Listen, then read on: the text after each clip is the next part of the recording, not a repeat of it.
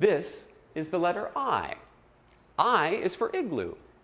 I is also for it and is. Sometimes you can put two words together and make a shorter word. When we put it and is together, they become its. Let's say a rhyme about the rain with the word its. Let's get our umbrellas ready. Good. Ready? Begin.